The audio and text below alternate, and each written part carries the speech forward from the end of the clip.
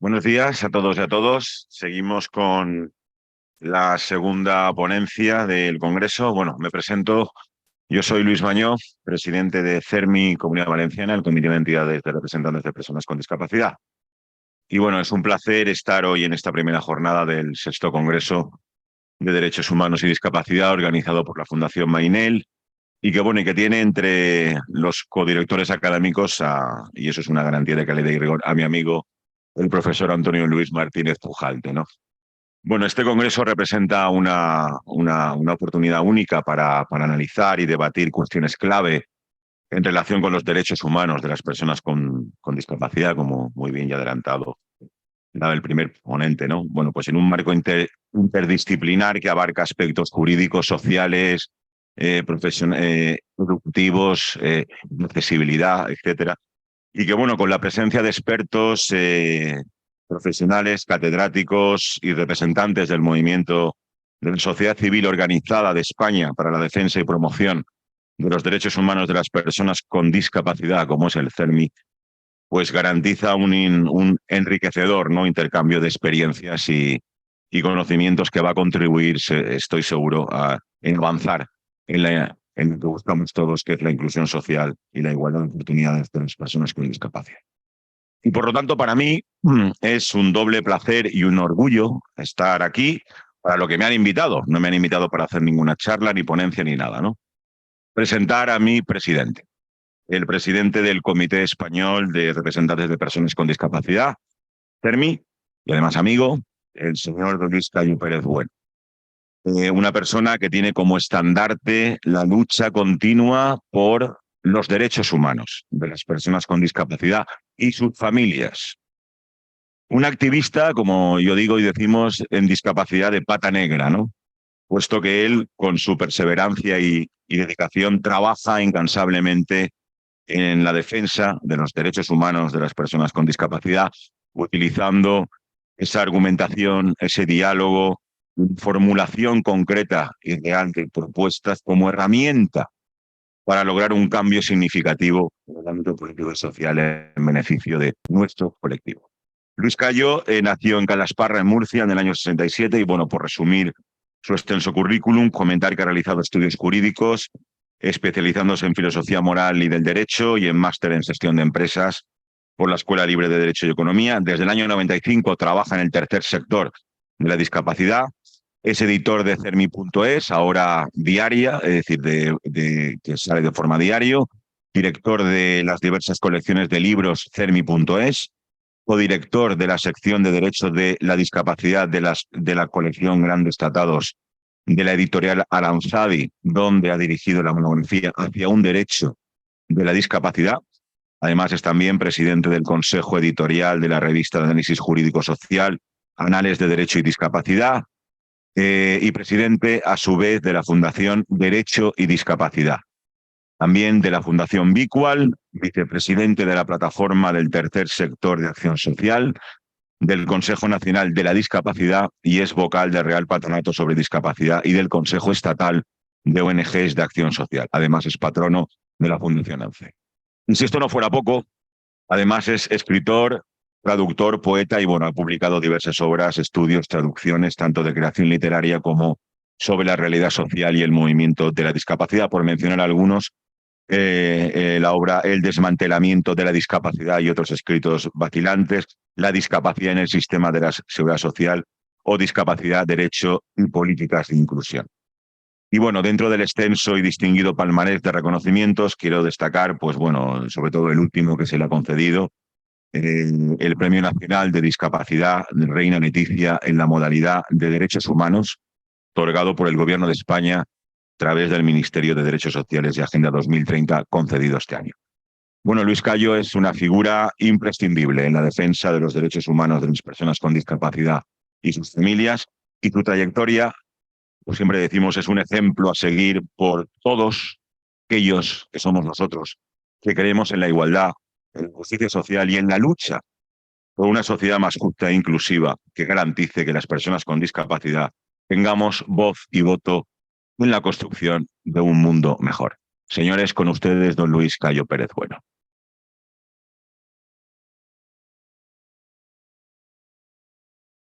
Buenos días, muchísimas gracias. Después de esto, de esta efusión exagerada de la amistad que puede decir uno, ¿no? Estoy abrumado y es que solo parece que se apela a la vanidad, pero voy a procurar que no sea así.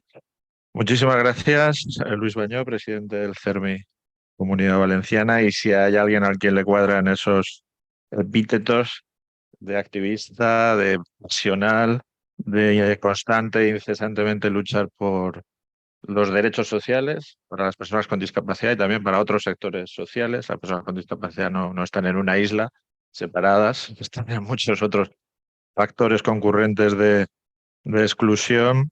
Él es también presidente de la plataforma del tercer sector de la Comunidad Valenciana y bueno, pues venir presentado de su mano para mí todavía es más un nivel mayor de exigencia, ¿no? En esta ponencia.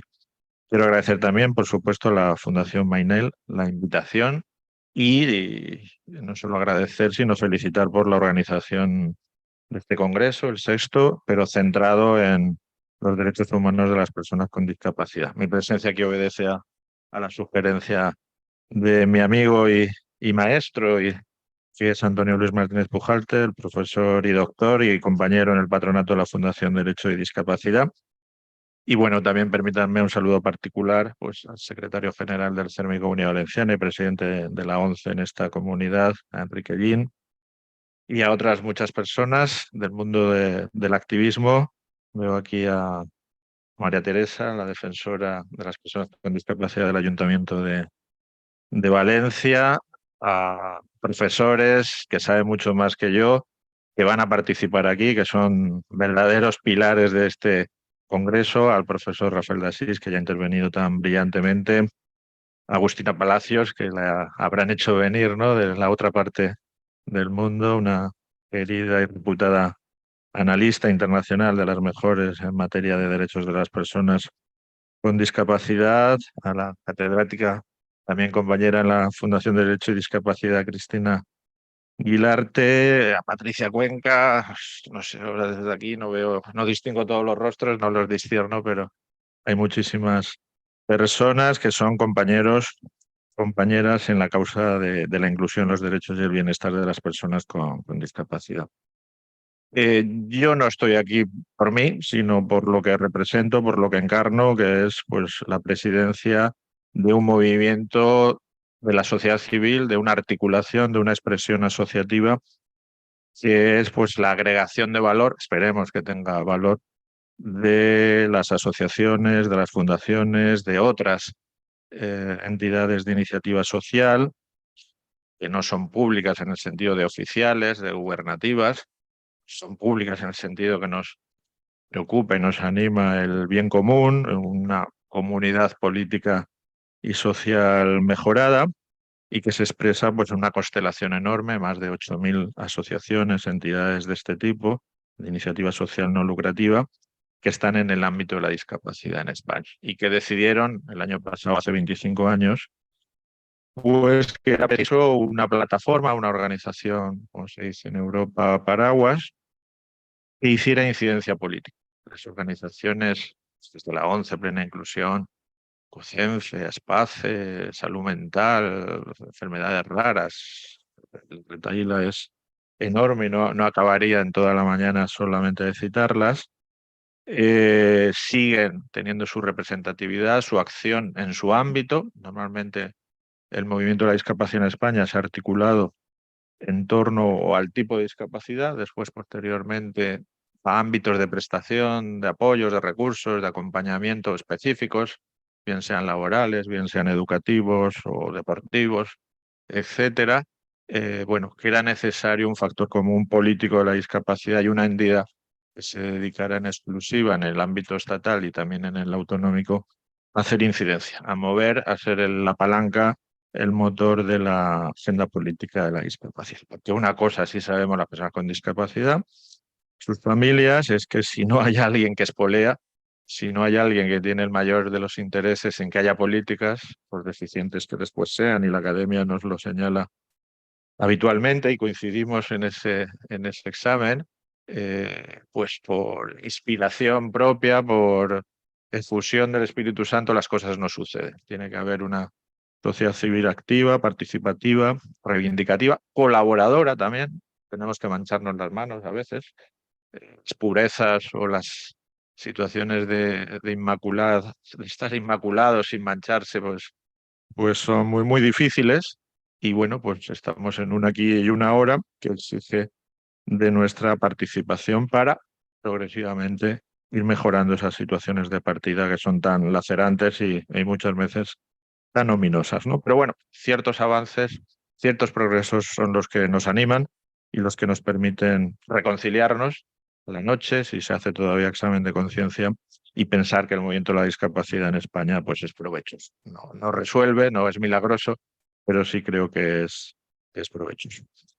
Cuando se me invitó a participar, yo planteé, y agradezco a la organización, esa libertad, ese margen de maniobra al ponente, al interviniente, para elegir el tema, y planteé la Convención de los Derechos de las Personas con Discapacidad, su despliegue y aplicación en España, y análisis crítico desde la sociedad civil, que creo que era el tema donde tenemos cierta legitimidad, no desde la exposición desde la cátedra, que hay aquí ilustres y egregios representantes, sino desde quien interviene en la acción política, en la orientación legislativa, en la reivindicación, desde una posición de la legitimidad que le da ser persona con discapacidad y estar en una estructuración asociativa de esta realidad personal y social. Quiero también recordar, no sé si estaba en mente de los organizadores o no, pero también felicitarles por ello, que el próximo 3 de mayo, la semana que viene, es el Día Nacional en España de la Convención, oficialmente declarado así por el Consejo de Ministros. Y bueno, pues no sé si sí o si no, pero los astros han coincidido y han sido favorables que este congreso pues se inscriba o debe inscribirse también en las vísperas de ese Día Nacional, que se instituyó a petición o a demanda del CERMI, pues justamente para eso, para que haya conciencia, conocimiento y aplicación progresiva de la Convención. No voy a entrar en explicar qué es la Convención, resumo, todos los asistentes, de las personas que están aquí la conocen y muchas veces mejor que yo, pero sí quiero hacer para instalarla, para incardinarla en una realidad, unos ciertos orígenes remotos de la Convención, para que sepamos, menos a mi juicio, en mi criterio, dónde estamos, y es que venimos de algún lado. Creo que en los últimos 50, 60, da igual la datación exacta, se han producido tres grandes disrupciones positivas, cambios epocales en el ámbito de la discapacidad, que son el origen, eh, bueno, pues ese proto-origen de la Convención y de lo que ésta significa. El primero sería una disrupción, llamémosle, aunque son palabras en filosofía mayores, ontológica del ser profundo de las cosas, y es que las personas con discapacidad, los hombres y mujeres con discapacidad, han descubierto su valor de parte valiosa de la familia humana. Y digo, ¿esto estaba en duda? Sí, sí estaba en duda. Ha sido negado, ha sido ignorado, ha sido escamoteado de todas las formas posibles.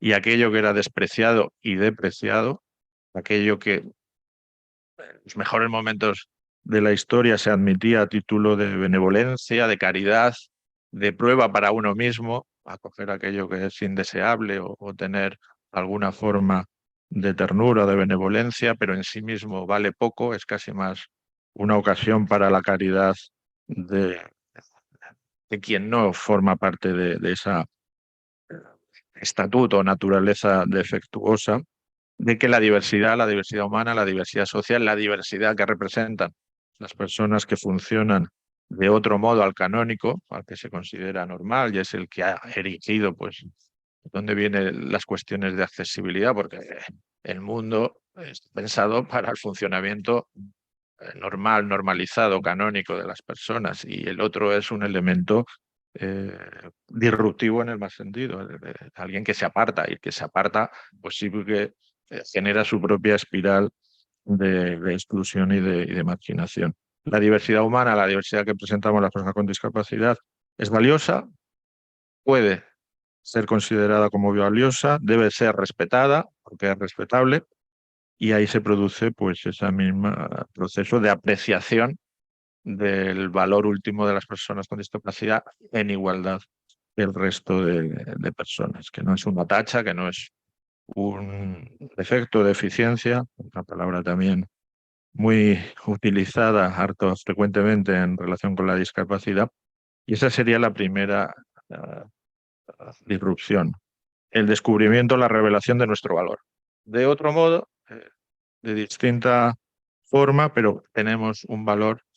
A mí no me gusta la expresión esta tan usual ahora de poner en valor, parece que no es muy correcta ni muy castiza, pero bueno, es una forma de revalorización a aquello que estaba despreciado y depreciado. La segunda disrupción sería política.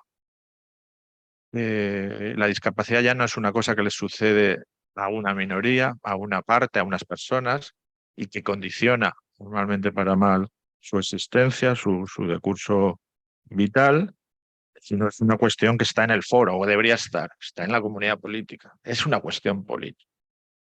Y debe estar en las preocupaciones de la agenda política de una comunidad que se llame a sí misma decente, preocupada, ocupada por el bienestar de todos sus componentes personales y grupales. Y por tanto nos hemos convertido en asunto político que debe ser eh, abordado, atendido, tendido, denunciado. Bueno, pues todo lo que es el proceso de gestión política en una comunidad dada, ¿no? Y este empoderamiento político, valga la expresión, pues no ha sido una concesión, como siempre ocurre en todos los procesos emancipatorios, de quien detenta el poder político, el poder económico, el poder de las ideas, el del poder del orden del discurso, ¿no? En el sentido Foucaultiano, sino que es un poder arrancado, todavía muy precario, muy frágil, muy exiguo, por las propias personas con discapacidad que se han organizado, a veces torpemente, con muchísimas dificultades, muchas más dificultades que las que tienen otras personas, ¿no?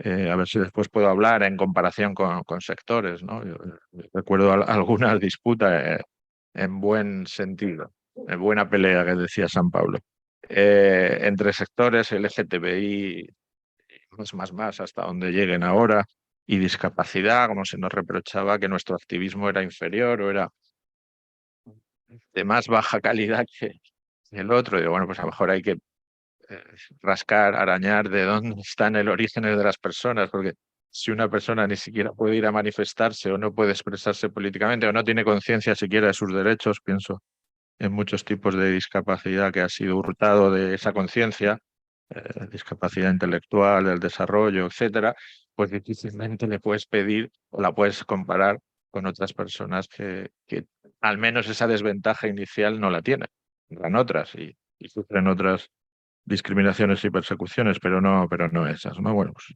la disrupción política. Somos un tema político y nos hemos convertido también las personas con discapacidad, humildemente, en actores políticos, en operadores o en agentes políticos, dando de sí lo que esto da de sí. Escuchaba antes al profesor de Asís, pues trataré también de abordar, enviar el artículo 49 de la Constitución. Ya está siendo difícil. Y en todo caso sería la primera vez que hay una reforma social en la Constitución española en más de 40 años y vendría de mano de las personas con discapacidad, que quizás es demasiado cargar en nuestras espaldas, en el 10% de la población, que venimos de un ostracismo histórico, el cambiar toda la Constitución, el reubicar el artículo 14, el 81, el 53, lo que no hacen otros sectores mucho más potentes, mucho más consolidados, se le pida al más débil. Pero bueno, vamos a hacer aquí de David y Goliat y el débil venció al fuerte.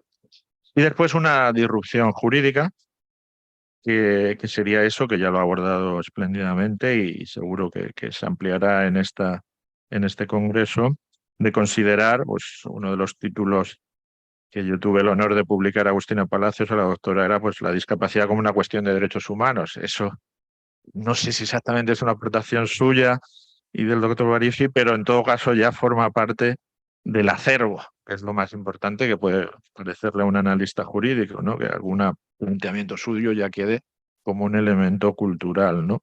Y la disrupción jurídica es que el abordaje de la discapacidad solo puede ser como una cuestión de derechos humanos porque han carecido, han adolecido precisamente de esa mirada, ¿no? De esa consideración y de ese concepto. Y esto no es solo una aspiración, un elemento de la investigación o del apostolado que puede hacer la academia, la universidad, las personas que investigan, sino que es una realidad de derecho positivo, en lo que valga el derecho positivo y el derecho internacional, ¿no? Esta consideración de la discapacidad como cuestión de derechos humanos, pues no es solo un mero desideratum, sino que está cristalizado en una convención, en un tratado internacional de derechos humanos, que es la Convención de Naciones Unidas del año 2006 sobre esta realidad. Y quiero, para pasar ya a capítulos más cercanos y más sobre el terreno, estas tres disrupciones no han venido de fuera, han sido obra, yo creo, en gran parte, con ayuda de muchos elementos, de muchos factores, de un actor que se ha ido cualificando sobre la marcha, que son las propias personas con discapacidad, a título oficial, perdón, a título individual y a título grupal, estructuradas y organizadas. La discapacidad es una cuestión de derechos humanos y tenemos un tratado internacional que es esta convención, que rige en España desde el 3 de mayo de 2008. 15 años, muy próximos ya a los 15 años, en España y en el mundo, en todos los países estados parte que ratificaron e hicieron suya esta convención. ¿Cuál sería, desde el punto de vista, desde la apreciación generalizada del movimiento de la discapacidad sobre este tratado internacional? Sobre un sector que está tan escarmentado, ha sentido tantas decepciones y ha sido defraudado tantas veces, que siempre hay una cierta frialdad, una cierta distancia acerca de las instituciones y acerca del derecho también, ¿no? Como un elemento más que restringe, que promueve, como un factor que debilita, que empodera y expande, ¿no? Pero yo creo que todavía, esperemos no llegar a posiciones de sentirnos decepcionados, ¿no? Sobre la convención. El juicio general es que la convención es lo mejor que le ha pasado a las personas con discapacidad nunca, menos desde que tenemos, como te decía antes, uso de razón político, ¿no? En ese sentido sí que consideramos que es un hallazgo, que es un logro y que es una herramienta transformadora con mucho valor, con mucho potencial y que debemos seguir usando, a pesar de los 15 años, pues los déficits, las carencias, las situaciones de incumplimiento, de no asunción, que también en los próximos minutos trataré de señalar algo sobre estas materias. Así podemos calificarla del mayor hecho social, político y jurídico acaecido en la historia, al menos contemporánea, para las personas con discapacidad. Y esta convención, pues es el marco idóneo, aquí y ahora, en esta coyuntura, prescriptor para la comprensión, para la inteligencia y la práctica de la realidad del fenómeno de la discapacidad. Creo que tiene un valor de inicio, un valor de despliegue y todavía, como decía algún poeta norteño español, pues es un arma cargada de futuro, de buen futuro para las personas con discapacidad. Como marco prescriptor del entender y practicar la discapacidad como cuestión de derechos humanos, pues también desde luego, debería ser el imperativo de la acción pública, fundamentalmente en un Estado de Derecho, en un Estado donde impera la ley, de las legislaciones, de las políticas públicas, de la acción, más allá de todo institución, autoridad, agente público, pero también, como se decía, del ámbito privado. El ámbito privado con con relevancia comunitaria, ¿no? No puede ser que esto solo esté para las administraciones, como antes se pensaba de la accesibilidad, ¿no? Si la accesibilidad es universal, será para todos los ámbitos, también el de los derechos, pero también será para todas las esferas públicas, privadas, mixtas o cualquiera que pueda surgir. La convención creo que sigue siendo y lo será todavía al menos una década o dos, porque los cambios que están asociados a la estructura profunda, a ese imaginario o ese cerebro profundo de las sociedades, pues no se producen a golpe de boletín oficial, de diario oficial, aunque es necesario, pero es solo un factor de ese acompañamiento, pero no es el determinante, el resolutivo.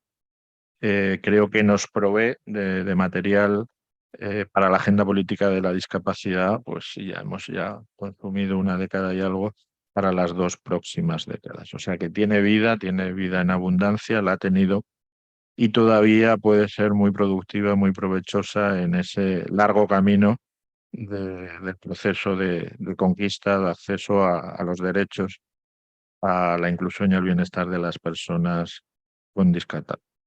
Tiene un largo alcance, aunque sufra un lento avance. Dicho esto, como un poco marco general, introductorio, vamos a fijarnos más, porque la realidad del movimiento asociativo es este sucio hoy.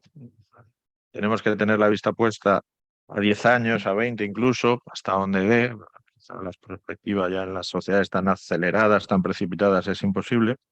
Pero vamos a hacer bueno, pues una cierta balance crítico de 15 años de vigencia de la Convención en España. La Convención ha sido motor de cambios en este periodo, de cambios jurídicos, de cambios normativos, de avances en el sentido de disponer de mejores ordenamientos, preceptos jurídicos y algunos citaré. La causa eficiente y muchas veces suficiente de estos cambios, pues ha sido invocar, poner en práctica, incluso atemorizar con la convención que no se cumple, que puedan ser el país puesto en algún tipo de picota internacional, que eso un poco es que asuste mucho a nuestros legisladores, a nuestros responsables políticos. Pero bueno, algunos de estos cambios, pues el artículo 49, no es que venga directamente de la convención, pero ha ayudado. Las primeras peticiones de cambiar el artículo 49 son del año 2004. El primer compromiso político de un presidente de gobierno, en este caso José Luis Rodríguez Zapatero, fue un 3 de diciembre, el Día de la Discapacidad del 2004, antes de la convención. Se estaba negociando en esos momentos, pero bueno, la convención ha sido un elemento de ayuda, ¿no? Dicen derecho penal de cooperación necesaria, ¿no? La Ley 8/2021, estatal, el ejercicio de la capacidad jurídica, la igualdad para todas las personas con discapacidad, esa remoción de todo el ordenamiento jurídico, civil y procesal para que las personas con discapacidad que están severamente privadas, anuladas, muchas veces canceladas en el tráfico jurídico ordinario por su discapacidad intelectual, mental, cognitiva, etcétera, pues no es que hayan solucionado todo y de hecho la ley también tendrá un largo despliegue, pero al menos están en una posición relativamente aceptable, ¿no? De dónde venía. La recuperación, bueno, recuperación no, porque nunca lo tuvieron.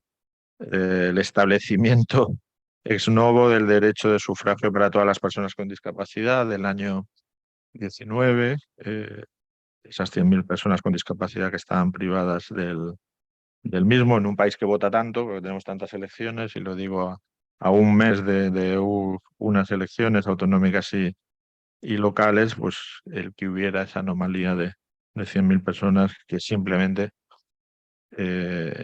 por tener una discapacidad de cierto tipo no podían ejercer ese derecho y durante 40 años asumido y sin mayor escándalo y sin rasgarse las vestiduras. Bueno, formaba parte del paisaje y las incomprensiones que ha llevado a esto y las resistencias, porque esta no es una de las medidas que solicitásemos que llevan coste económico, que eso ya hace todavía casi imposible que siquiera se lo planteen, ¿no? Cambiar toda la red de ferrocarriles o aeroportuaria para que las personas con discapacidad podamos movernos, pues igual no tiene ninguna objeción jurídica, pero dice, no, el coste es inasumible, un país no se lo puede permitir, eso es un lujo.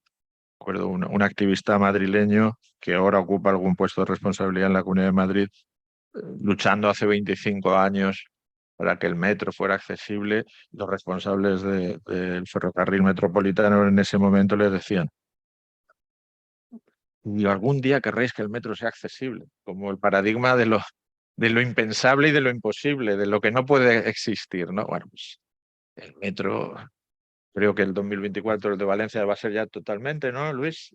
Lo vi la semana pasada, pero el de Barcelona, incluso el de Madrid, pues está ya un 80%, entonces sí que es posible, aunque lleve coste, pero esas cosas se pueden hacer. El derecho al matrimonio de personas que estaban incapacitadas, la eliminación de la esterilización forzosa que se aplicaba fundamentalmente a mujeres y adolescentes, que estaban a su vez también con ese timbre de deshonor que era la incapacitación judicial, ¿no? La reforma del Código Penal de 2015, todas las iniciativas variadas de avance en materia de accesibilidad universal. La remito a la última del año pasado, el incorporar dentro de la accesibilidad universal, de esa universalidad, la dimensión de lo cognitivo que no estaba, ámbitos que progresivamente se van incorporando. Bueno, en otras muchas materias. Hoy mismo, esto no es anecdótico, y cuesta, y después me referiré a la incomodidad de los derechos humanos, que no son una materia gratuita, que todo el mundo acepte, hay resistencias, hay reticencias, hay oposición, y sobre todo si son los derechos humanos de una minoría que bastante tiene con que existir, que no pida demasiado, ¿no? Pues hoy mismo aprueban las Cortes un proyecto de ley muy complicado, pero tiene un bloque de accesibilidad, la transposición de una directiva europea de accesibilidad a bienes y servicios, donde se prohíbe en toda España espectáculos públicos que denigran o que van contra la dignidad humana mínima que usan a las personas con discapacidad. Don Román Paladino, el bombero torero. Es que me da hasta apuro decirlo. Y hoy creo que hay personas con enanismo delante del Congreso que trabajan en esto oponiéndose a eso.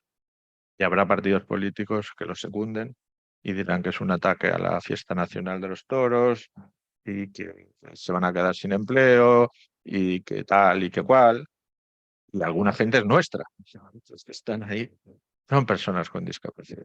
Bueno, pues los derechos humanos nunca son fáciles y sí que generan resistencias y oposiciones.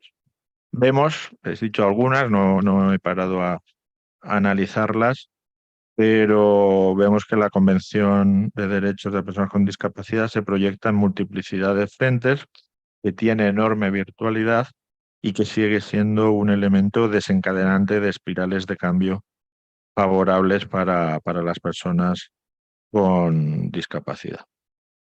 Podemos decir que de 15 años después los derechos humanos de las personas con discapacidad es una cuestión resuelta. No, yo creo que nunca se va a resolver, pero para nadie. La vida es difícil para las personas con discapacidad, más difícil, tiene un sobre cualificación de dificultad, pero es difícil para todo el mundo.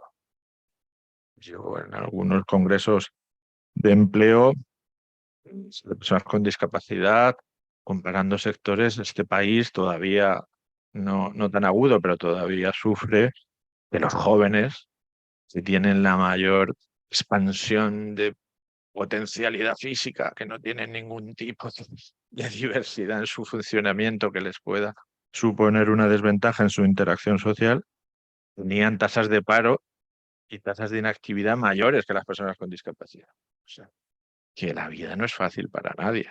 Esto no es un elemento de, incluso, y Luis lo sabe, como presidente del tercer sector, que hay sectores, otros sectores, que ven a la discapacidad como un elemento de privilegiado.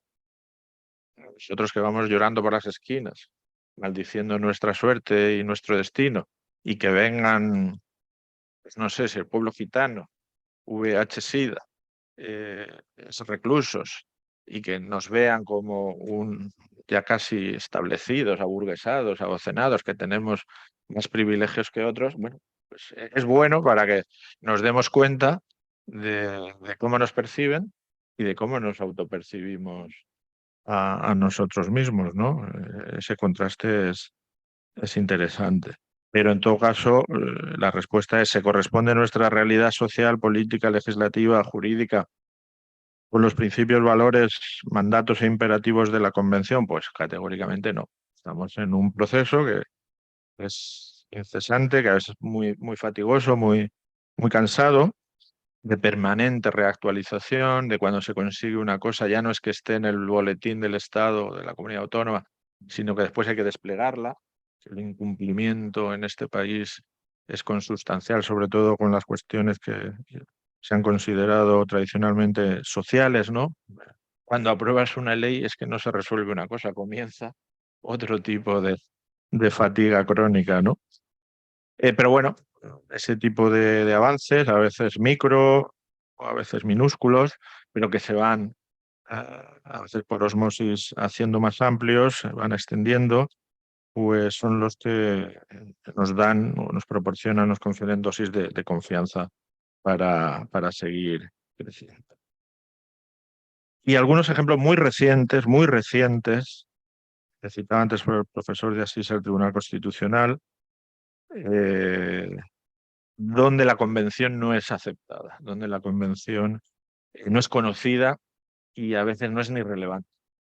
Y eso pasa, pues, a pesar del artículo 10 de la Constitución, del artículo 96, del 10.2, bueno, y por los operadores jurídicos más insignes, ¿no? O que están en posiciones de mayor responsabilidad y poder. El Tribunal Constitucional, que no hace ni un mes, y algunas creo que se han publicado ayer, se ha referido a 3 cuestiones donde había dudas de su constitucionalidad a la luz o siguiendo los principios informadores y prescriptores de la Convención, y donde el tribunal no ha apreciado nada, ni ha invocado, ni ha tenido en cuenta eh, a la Convención y sus mandatos. La última reforma de la Ley Orgánica de Educación, Educación Inclusiva, artículo 24, sentencia del Tribunal Constitucional. Reforma muy polémica de la Ley Orgánica de Educación, que sigue siendo del 2006, donde se mantiene en esencia, pues, un sistema educativo segregador, excluyente, que no establece la inclusión como principio, como método y como propósito y fin, ¿no?, del sistema educativo. Para las personas con discapacidad, también para otros grupos. Puedo decir que como CERMI hemos hecho una alianza cuando se estaba debatiendo esta ley, pues con la población gitana y con, en este caso era el secretariado gitano, y con Save the Children para la infancia que tiene otras exclusiones que no son discapacidad o origen étnico, normalmente pues cuestiones socioeconómicas, ¿no? Por la inclusión, que la inclusión trascendiera solo a la infancia con discapacidad en el ámbito educativo. Pues el sistema sigue siendo segregador. Hay un informe del 2018 de Naciones Unidas instado tras la denuncia de que se hiciera una investigación sistemática sobre si un Estado, en este caso España, cumplía o no el artículo 24 de la Convención, y da igual. Da igual. Y el Tribunal Constitucional acaba de decir que ese sistema, que es excluyente, que permite la segregación, que establece modelos paralelos, diferenciados, donde incluso la libre elección, mientras haya modalidades de escolarización diferenciadas, no es posible, donde tenemos un caso de una persona con síndrome de Down, que por otra vía, no la de la denuncia general, sino la denuncia particular, pues tiene un dictamen favorable del Comité de Derechos de las Personas con Discapacidad de Naciones Unidas, porque le obligaron a ir a la educación especial cuando la familia, la persona quería ir a educación inclusiva, ordinaria, bueno, pues no ha podido. Ha perdido 3, 4, 5 años de su vida y todavía está pendiente este caso de que se le indemnice o se le compense de alguna manera. Ahora han recurrido al Tribunal Supremo y se tendrá que pronunciar, porque la Audiencia Nacional no le dio la razón cuando pidió la efectividad de esa resolución del dictamen del órgano de seguimiento del Tratado de la Convención de Distancia.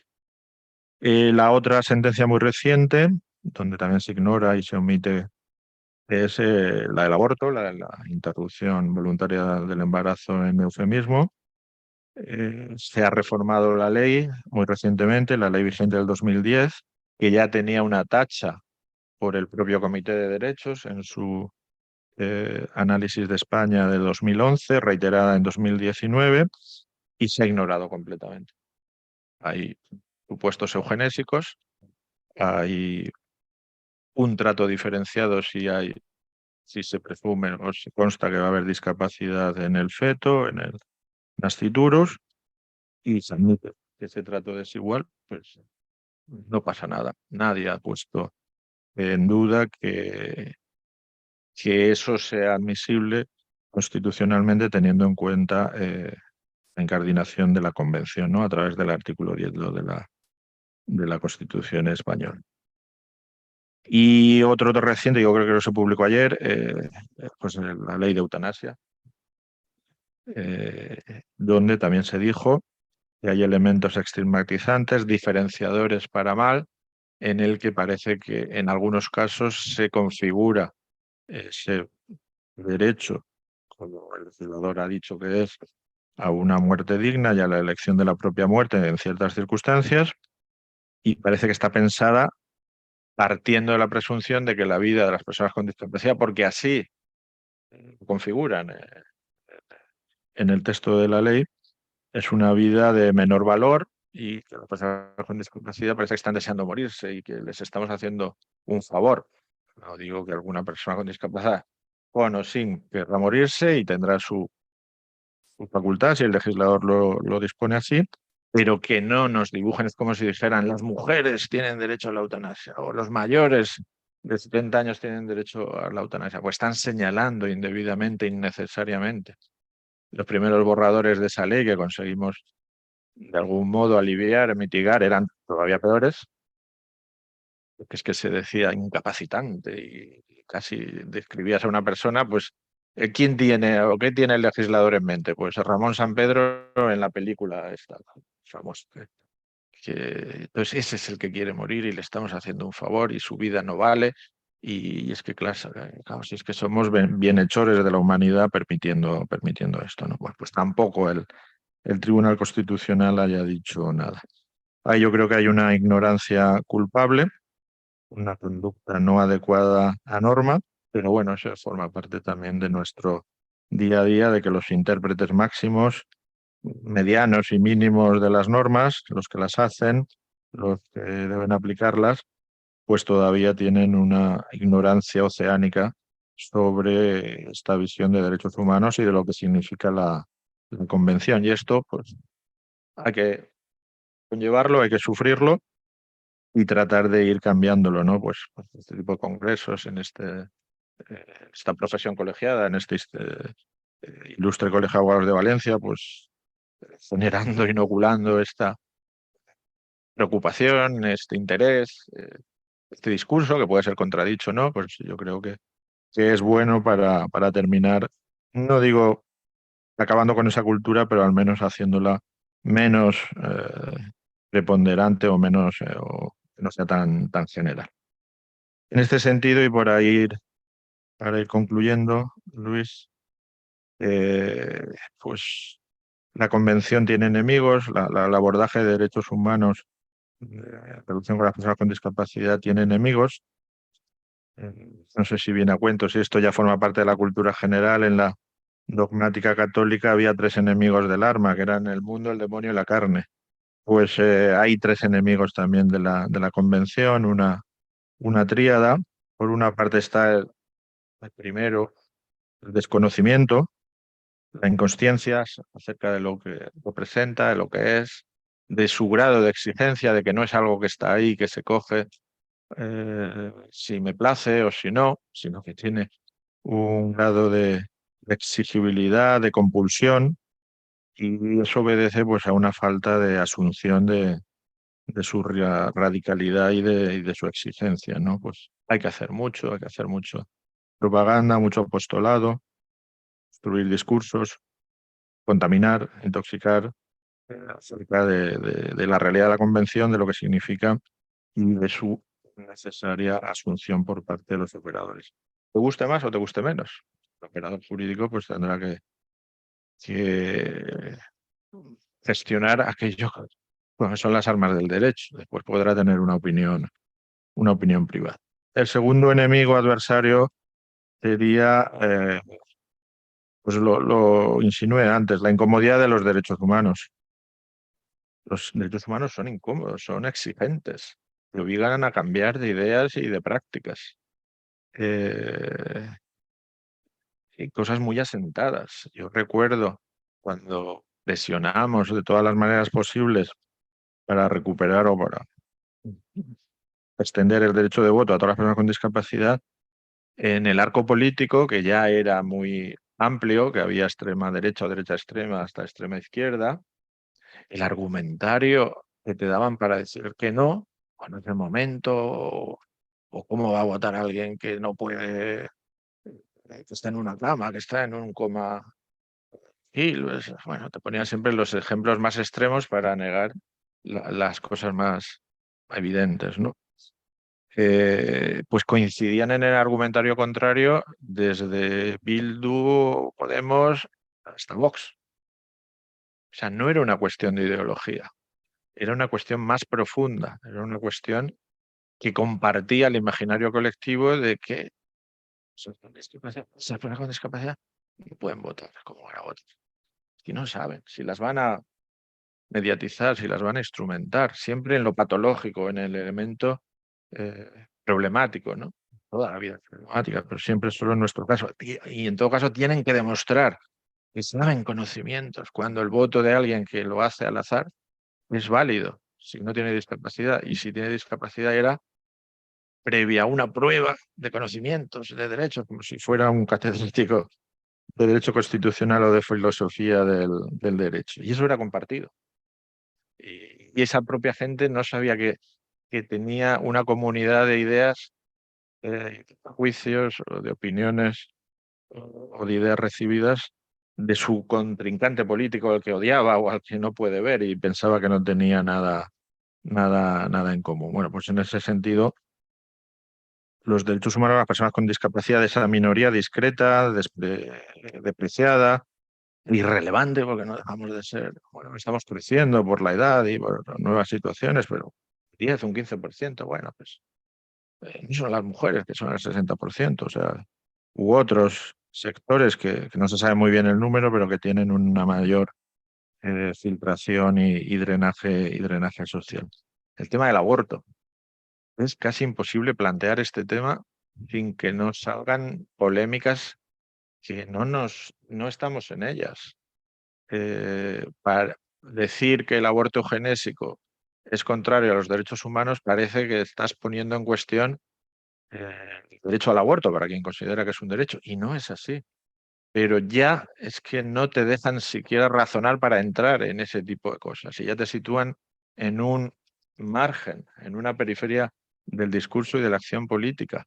Y estos son los movimientos más progresivos o más radicales o más avanzados de la sociedad.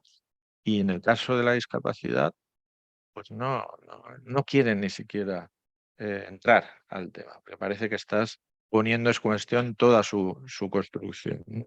Pero bueno, pues esa incomodidad, ese factor que la discapacidad tiene de desestabilizar las creencias o las ideas, las percepciones más consolidadas. Siempre es un elemento incómodo e inconveniente que pone en duda, ¿no?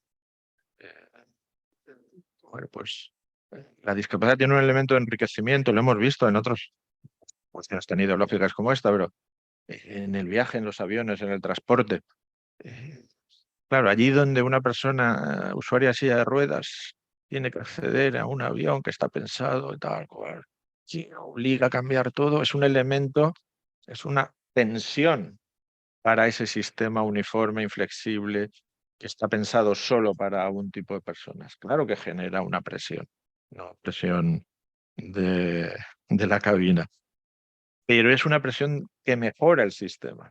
Desde fuera, es un elemento externo, exógeno, que mejora allí, pero va a hacer una labor de presión, de insistencia, de alteración de sistemas inflexibles muy rígidos que en principio, como si fuera una especie de agente patógeno en el cuerpo, lo rechazan, mandan a los glóbulos blancos para que maten a ese patógeno, ¿no? Pues tenemos que ser ese patógeno que necesita el cuerpo humano para mejorar su inmunidad.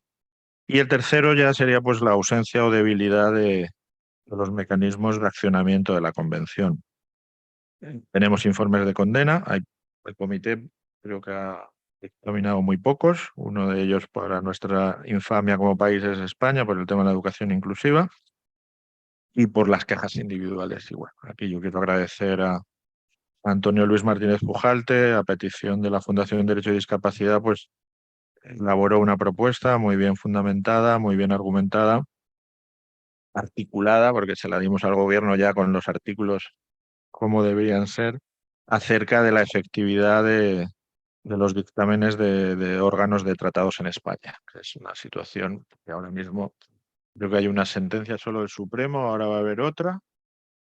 Y bueno, la Abogacía del Estado piensa una cosa, el Ministerio de Exteriores otra, cuando ha llegado a la Audiencia Nacional tenemos algún caso, el Ayuntamiento de Barcelona de doña Ana Colau, pues está condenado por discriminación laboral a un policía local que adquiere una discapacidad en el ejercicio de su función y al que, en contra del artículo 27, lo expulsan, lo apartan. No puede ejercer la actividad, no puede haber un ajuste razonable de que continúe trabajando de otro modo porque se ha quedado con algún tipo de limitación funcional, pues pueden ser otras cosas. Porque la tarea de la seguridad pública es muy amplia y no se necesita solo un funcionamiento corporal canónico, ¿no? Pues eso está ahí, sería otro de los elementos que podría ayudar a la convención.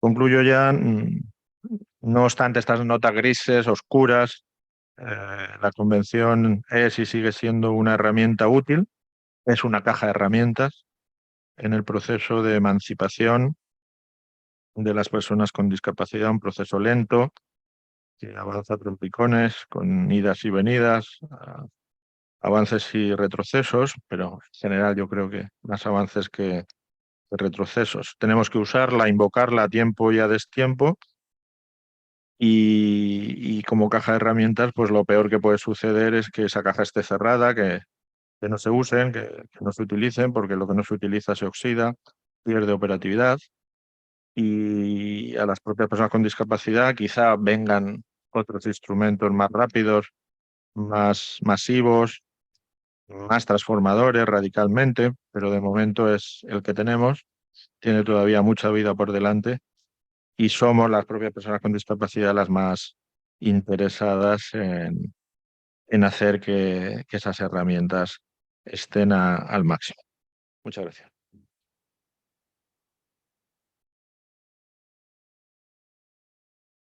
Muchísimas gracias, Luis. Ha sido ejemplar tu charla. Y bueno, si tenéis alguna cuestión, duda, pregunta, planteamiento, es el momento. Vamos 5 minutitos, vamos bien de tiempo. ¿No hay nadie? Sí. Adelante.